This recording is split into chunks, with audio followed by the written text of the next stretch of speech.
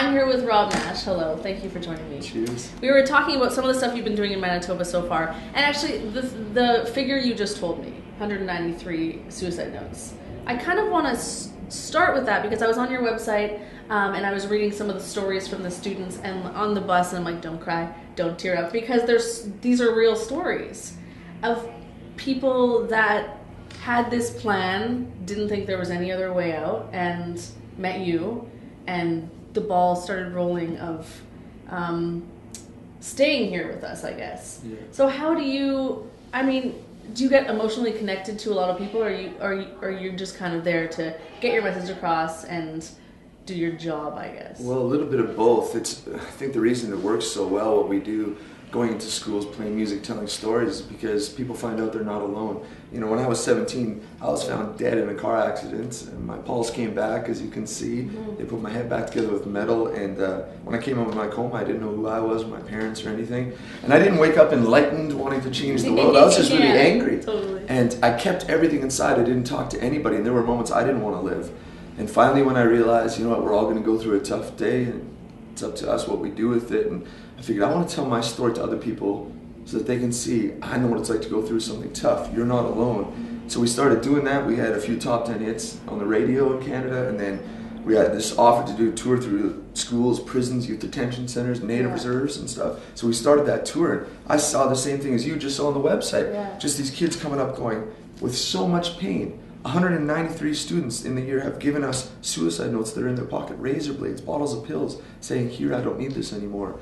And all we're doing is telling some stories and playing some music, but something clicks. And I just realized this, like, all of us have moments in our life, you know where you were sitting when something changed, something clicked. You're like, yeah, that was a big day for me. And we're trying to provide that in these shows. Yeah.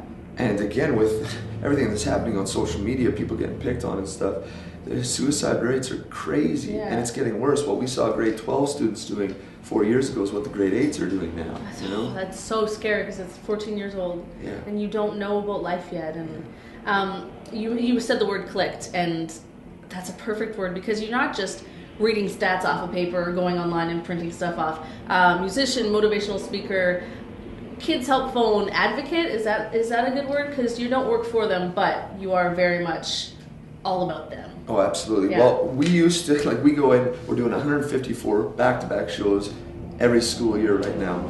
That's busy. We've talked to 945,000 students on this tour, and we used to try to follow up with everybody that sent us messages. Yeah. And we realized quickly that figure out what you're good at and do it well, and then let other people do what they do well. And we couldn't follow it up with all the kids, and we're not professional counselors. Yeah. So from stage, we tell them, you know, if you've had a breakthrough today, if you need something, here's all of our music for free, and we give it to them. But we say, if you ever need to talk to somebody, don't message me on Instagram at 4 a.m. I'm not a counselor. I will disappoint you. But that's where we say, go to our website, right on there. There's a link to Kids Help Phone. They have counselors available 24/7 if you need to talk to somebody. And that's fantastic because they've already made that connection with you.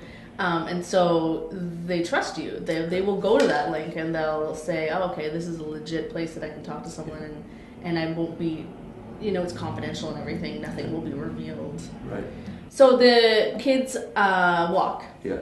It's coming up in May. Yeah. What are you doing for that, or what can you tell us about? Honestly, we're trying to make people aware of it for one, because and especially young people. Like, we talk with a lot of students, and there's so many causes out there. And you know, we're sitting here in a studio, and right now, as we're sitting here, a suicidal kid is talking to a counselor right now on Kids Help Phone. As we sit here, as people watch this video, there's people that need this help, and yet we can't find all the funding we need from governments. We don't charge $1 for any of our shows, and the things that seem so important, like the Kids Help Phone, counselors for kids, the future of our country depends on our youth, and yet they're struggling. They got to fundraise, they got to do all these things, and we believe in it so much that we're just trying to make people aware, because not all of us can be counselors on Kids Help Phone. But we all have a few dollars. We can put something towards the things that we believe in. And again, if we don't invest in our youth, we're going to be in a tough situation in a few years from now. And that's why we do it, because we try to find things that we believe in, things that are actually impacting the youth. And we think that's one of the most important things that you could contribute, you know, is to help situations like that, organizations that are helping our youth. And that's what they do.